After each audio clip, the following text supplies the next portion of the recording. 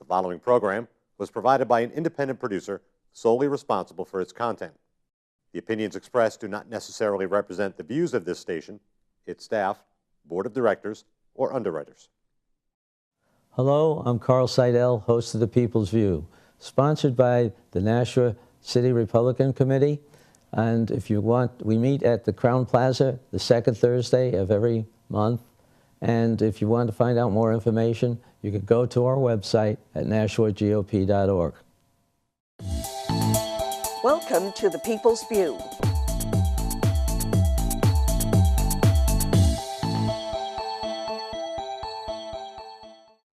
Welcome to another edition of The People's View. I'm Kevin Avard, and I'm guest hosting today with, of course, your host, Carl Seidel. Representative, how are you? Okay, fine. Thank you very much. Long time no see. It's it's funny to be on the other end of the seat here. Yeah, well, it's fun to be here. Now, how many shows you got? Well, they told me it's almost 300 of 300? them. Okay. And you know what we did? We also won an award. Really? Yeah, How from come? the Northeast region of public access channels. We won an award for one of our shows. Wow, I'm gonna have to talk to Dick about that. What about mine? I don't know. I'm just kidding. Congratulations. Thank you. Hopefully I'll be on in the loop soon enough. But Well, I think maybe we'll be better organized and we can pick something, because I didn't know about it till after it happened. So. That's funny. That's funny. Yeah, you've been doing it for a while now. What, 4 years? Yeah. Yeah. Yeah. And you're running for state rep again? That's right. And Ward 1. So this is for your This will be my fourth term. fourth term. Wow. I remember in 2010 you were trying to call me, and I was very hard to get a hold of because I was working at PC Connection at the time. That's right. And you know, we had a little run with it then, and now as a senator, I'm following in your footsteps. So. Oh, I didn't get up there. Yeah, well, that's all right. There's a lot. It's quite the honor. Being one of 24 is a pretty good honor. It is, and it's an honor to work with the people.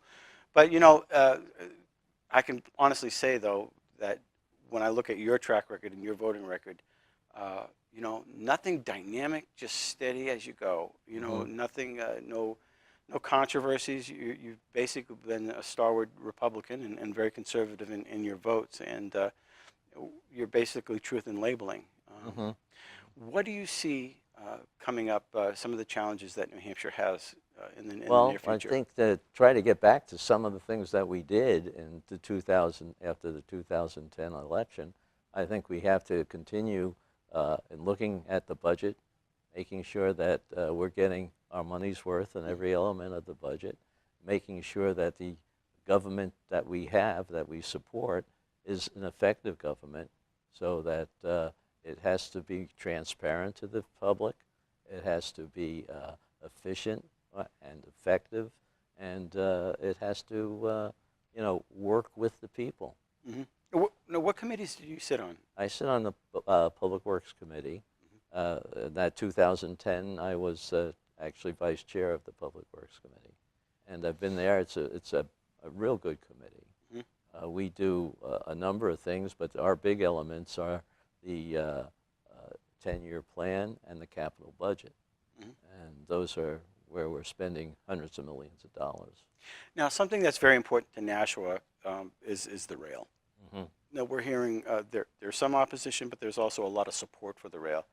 And, we've had some mixed feelings because of studies and whatnot. But at the end of the day, I believe you voted for the latest study.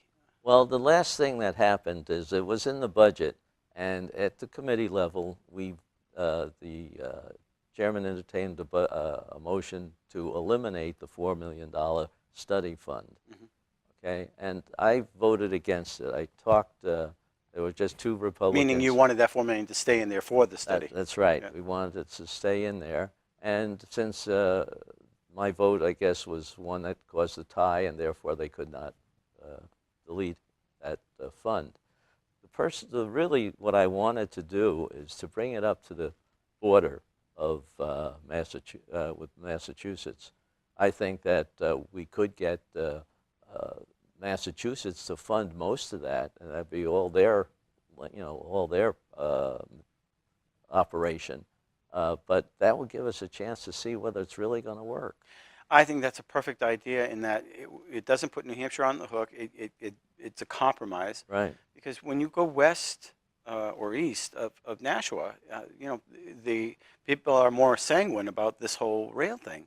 So why not at least bring it to the border? Let's see if it can sustain itself at that point, and move on. If it's effective, then let's bring it to maybe Manchester. Right. And I think, you know, you've got to bring people together to do this. You can't just say, hey, it's going to be Nashua's way or the highway. You have to bring in the other towns. And I think that's a perfect illustration of a compromise. I think that's where the two towns of Nashua and Manchester fell down. They did not bother to really sell it to the surrounding suburbs. I think those people are the ones you had to convince, because not one of them voted for it up in Concord. And the people, if you go above Concord, I think were probably 100% against it, because they saw no benefit for them. Right. We, you know, if you're going to have something with such a high capital outlay, you got to really sell it, and everybody has to see that they may benefit by it. Right. I mean, whether it is for bringing more skiers in for the North Country, or shipping more logs or whatever wood products from the North Country out, that might have been something that could help sell it. But yeah, you got to take it in steps. And we need to also look at the east-west transportation in the southern part of the state. It really, Route 101 is the only road, and going west of Nashua, it's not a very fast thoroughfare. I've traveled it many times. So what are you talking about, rail as well, or? No, I'm just talking about, we have to look at the overall, because I think we have a very good bus system. I think it's worked out very well, and I've used it going to the airport in Boston if I had to do some travel, and it's very effective. And you know, maybe you run into some traffic problems, but not many. And don't forget, the train only goes in one direction. It can't move sideways. The bus can always get around sometimes. We've done both the bus and the rail. We've gone to Lowell and have taken the rail to you know, go to Copley Square or whatever. And it's it's something that we have to work together, and in order to accomplish it, you've got to take baby steps. And obviously, the study was, you know, part of that. Well, that was the other thing, too. It was the last one that looked into all the rules and regulations that had to be considered in doing anything. So you get a better picture of what the costs are going to be. Right. What about education? What are your thoughts about that? Well, I'd like to have the education go down to the local level. I don't think that our state program is really doing a favor for us, because basically they say, well, you have to do Common Core, and oh yes, it's voluntary, but if you do it, if you don't do it, you don't get the grants. Yeah, and I did send in a bill to make it optional for the towns, and the governor vetoed that, which I thought was, you know, this. I didn't understand that. It's just reinforcing the local control issue. Yeah. You know, as far as on the higher level of education, I know that the community colleges here in Nashua are going to be meeting with BAE tomorrow, and I don't know when this is going to be airing, but obviously it won't be airing tomorrow, the show, but they're working with the local businesses so that when these kids graduate high school or college, they're work ready. There's a work ready force, and that's something that, you know, people are starting to talk more and more about these days. You know, our university system needs to look at this. They have to look at it a little bit better too. This was again in the 2010 period, 2011 and 12. We did the capital budget, and the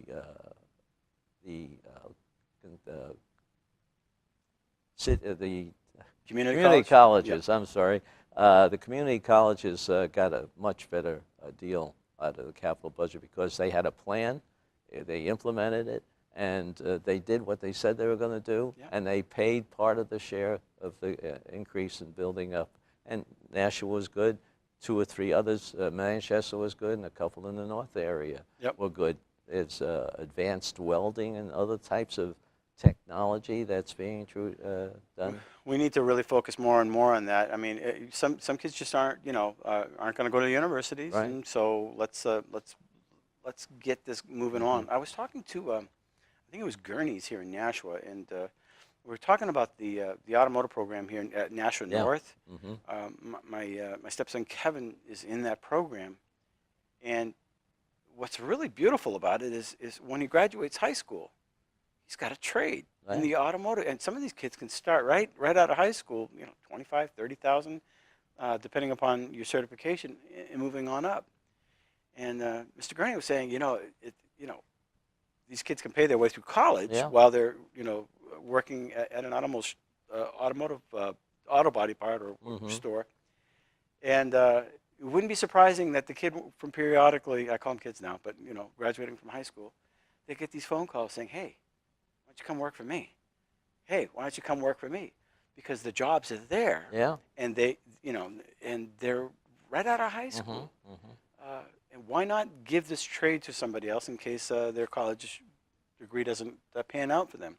Yeah. Some of these kids are graduating college, and okay, now what? And you can go on right to community college and get higher certification Right. and a higher salary. Right, and that's just having that trade in your back pocket is a wonderful thing, and I think we need to look more and more, like you said, welding, auto, graphic design.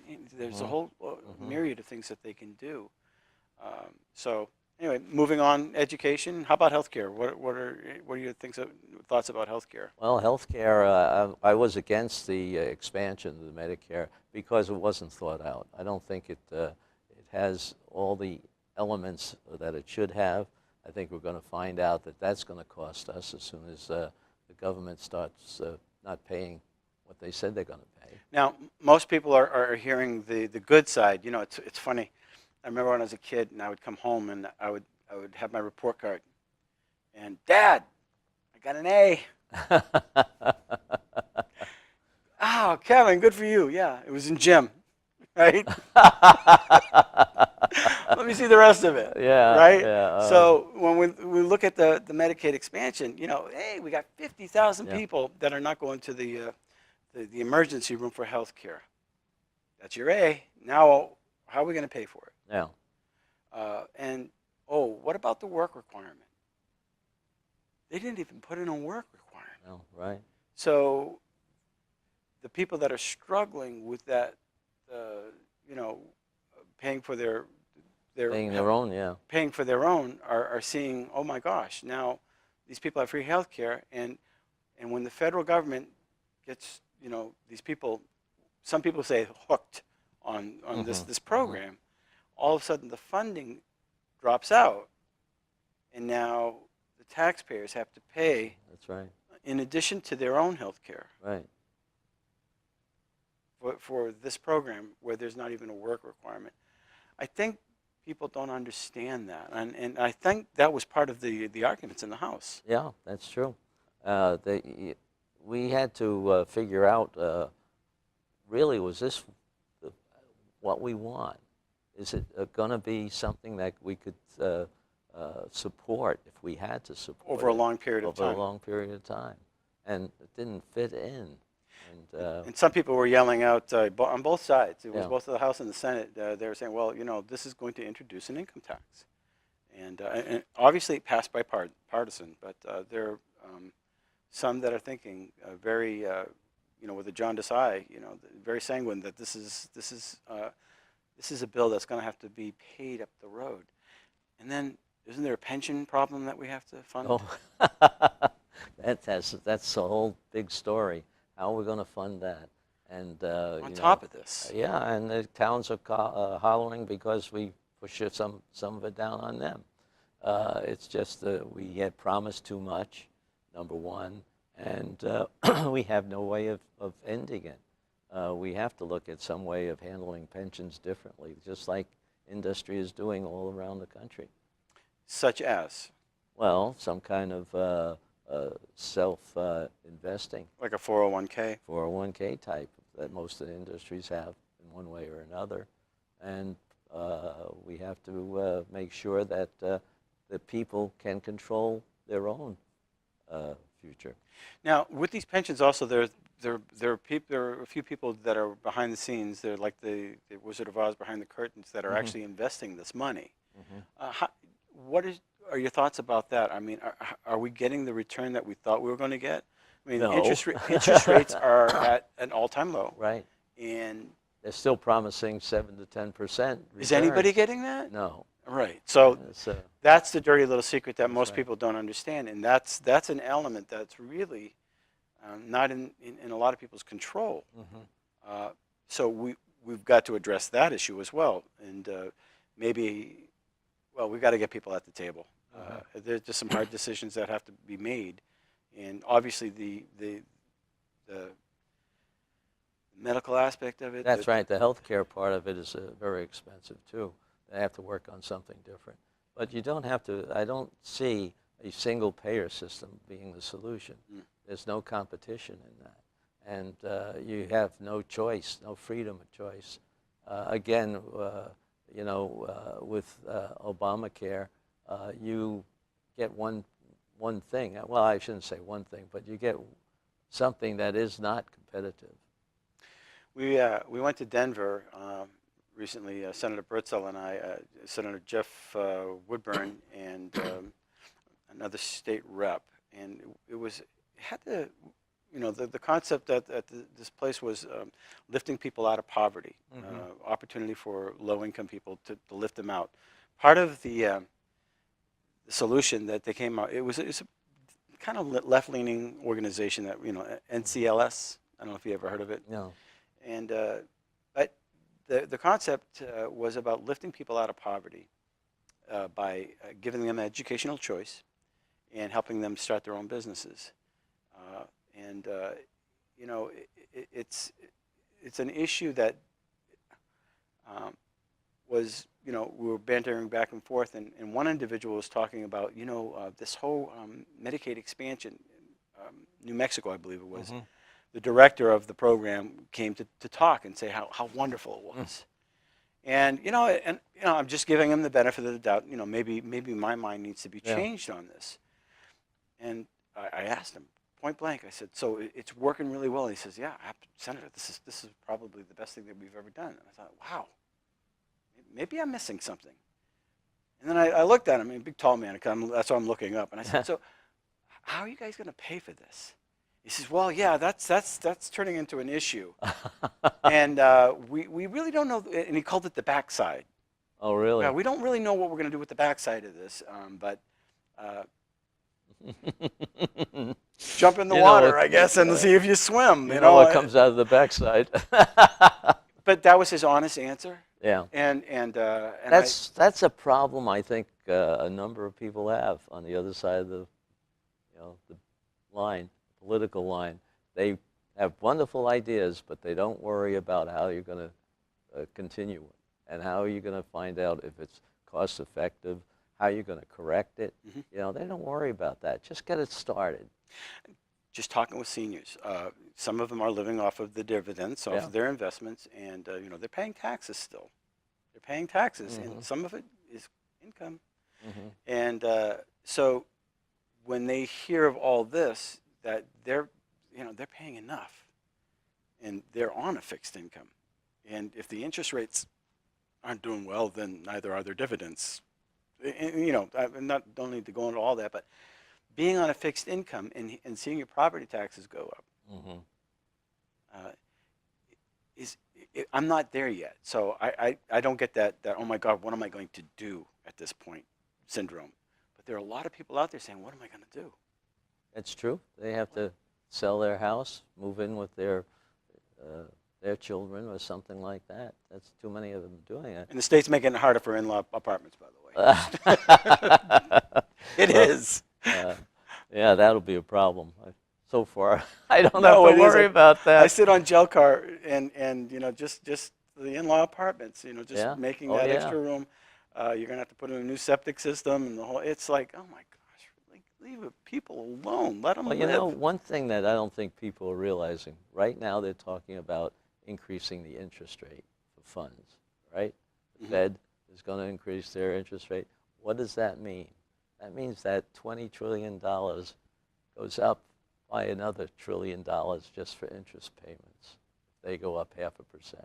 Well, in some respects, don't they have to go up to lower the debt because our interest rates, if they don't increase the interest, then How do they? I mean, we're borrowing money. we're borrowing money, a lot of I it. mean, we got to pay it back. And the only thing that did that is back in the 90s is when we cut the taxes and the economy started generating more and more money. You know, I can remember when I was a kid, and maybe sixth, seventh grade, and I remember just amongst us kids, and we were talking about politics back then, and we were saying, hey, you know, why don't these other nations pay their bills to us? Mm-hmm. Remember? Right. They owed us. That's right. Now that I'm older, and you know, only 3 families have basically run this country: the Bushes, the Clintons, and All right. the Obamas, and hopefully, you know, oh my gosh. Anyway, so we're at $20 trillion in debt, 20, maybe 21, and that's just going to grow exponentially in the next few years if something's not done. But wow, we've come a long way, baby, huh? You know. Well, it's going to be something that's going to happen over the next couple of years, depending on how this election goes. I'm not, too positive what's going to happen.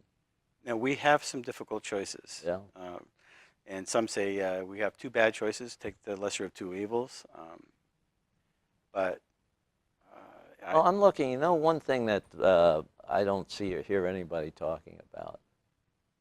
I see the people who are helping Trump, and they're more even. You know, they are sensible, very good people to have on your staff. Mm-hmm. And he chose a very good vice president. I don't see anything on Clinton's side. I mean, she has a vice president. No, you have Debbie Wasserman Schultz. Well, you know, the lady that shut down the People's Voice for Bernie. yeah. I take your point, and I think that's very interesting because who you surround yourself with. I think Obama made that a comment that, you know, judge me by the people that I surround myself with. Well, let's see. We have Eric Holder, Right. Fast and Furious. We can go on. All right. So You this have is a too many conservative of 'em. show. Maybe, I don't know. But you know, Donald Trump has got a very nice. Pence is. I believe that he's going to be able to rein this guy in. Mm-hmm. I don't see. Well, he runs his business. He has a lot of good people, Yeah. men and women, Yes. which I don't think people appreciate. He's brought up some, he's honed them in a way. Now, they don't talk the way he talks. He's a New York boy. He's brought up that way. You get a little bit of, you fight back on everything in New York. Mm-hmm. You know, this whole scandal that came out with him recently and with what he said, I do want a president that's humbled a little bit. Mm-hmm. And I think, if you have to eat crow, I don't want it. I don't want somebody that is just so arrogant. Oh, yeah. That and I believe both, have a degree of pride. But you're knocked down a couple of pegs, and so eat a little bit of humble pie, and own up to what you did. And he did. He apologized. That takes a big person. Mm-hmm. And I mean, he could have bowed out of the race and let Pence go forward. But who you surround yourself with, whether in business or in politics, is really critical. And I think he's made some very wise decisions. And that being said, let's see where this goes. But I fear if Hillary Clinton gets in, that our country is going to do a nosedive. Mm-hmm. I don't think they're accountable to anybody. I think Martha Stewart went to jail. Mm-hmm. She lied to the FBI. Jorius took some stuff out on his computer, and what happened to him? Did she smash any computers or blacktop? And we're laughing, but it's like, whoa, what are we going to say about our justice system? Mm-hmm. When the president and the or former president meets the Justice Department on the tarmac, and he sits in there for a half hour to 45 minutes, could any other American get away with that? That's frightening. Mm-hmm. But they do it all the time, I mean, he talks about the 30 years of not doing anything, accomplishing anything. She's accomplished a lot, but it's all negative. She's accomplished a lot in a big bank account. That's right. Recently, we had the hurricane that devastated Haiti. Hmm. I believe 300 to 400 people died. And I was immediately drawn to the fact that when they had an earthquake and Haiti was in rubbles, Hmm. children died, and we sent billions of dollars over to fix that infrastructure. Instead of it going to fixing that infrastructure, it went to private corporations, which then gave Mr. Clinton a wonderful speaking fee. Hmm. I wonder, you know, And they still didn't deliver on what they promised. with that's that, the but- point. yeah. And so this, Matthew just came through and took some more lives. But could those lives have been spared if that infrastructure was actually put in place? Mhm. I think somebody's got some answering to do, and that's just one. There are other cases, and I think people are bulldozed over, and I don't like this whole big government thing just rolling over people over and over and over again, and then pointing the finger. Mhm. We never heard about Trump being a racist when he had his shows. Mhm. If he was such a racist, why Yeah. did you let him have a show? Mhm. It's only when you ran against the system, and the show's about you. I'm sorry, I'm talking a lot, but there's a lot of Go pent on. up. Oh, wait, I think you're getting my opinion out because of some of the same issues we agree on. you're welcome. But what am I going to be doing up there? I'm going to be doing the same thing I have been doing. Mhm. I don't look for any kind of publicity on it. But as you said, you do a lot of work on certain bills. I co-sponsored 23 bills this last time. Mhm. That means working and talking on those bills to different committees, et cetera. Have you been out door knocking recently? Well, because of the personal problems that I've had Mhm. during the summer, no, I haven't really been out door knocking. I've been out talking to people, but that's about it. Mhm. I will be door knocking. Yeah. I was just the reason I had asked Carl is just I was wondering what you're hearing as well from the people. Oh, Um, well, I am talking to people and trying to get some feedback, and they're worried about the economy because they're worried if they're going to be hit with some of these things, whether it's insurance or whether it's a medical problem or it's some other rule and regulation that affects their work, Mhm. their income. They don't see the state being as healthy as they like to see it. What about security? I remember the last time everybody's worried about the borders, and Mhm. this was 2 years ago. I'm getting that sense that people are still worried, and miraculously, Nashville became a welcoming city, and people's eyes, right? They're kind of like in disbelief. I don't know how many people realize the consequences of that statement, Mhm. I don't think it really is hit home, and it probably wouldn't until we might have some kind of a problem, a terrorist problem here. Yeah. Any final thoughts that you might have with the, with No, the that voters? I'm looking to have a Republican state again, Yeah. and maybe we can get something done like we did before. And that, I think, will help the economy and help everybody. And then we'll be able to right our state and advance. Mm-hmm. Well, thank you for coming on your show.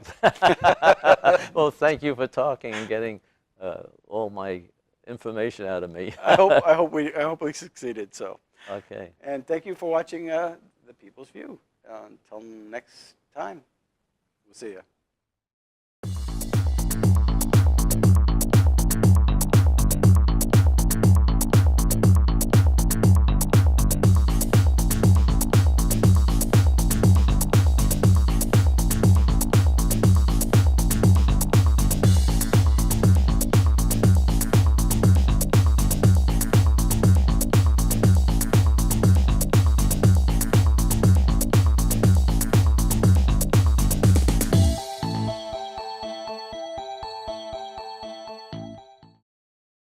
The preceding program was provided by an independent producer solely responsible for its content.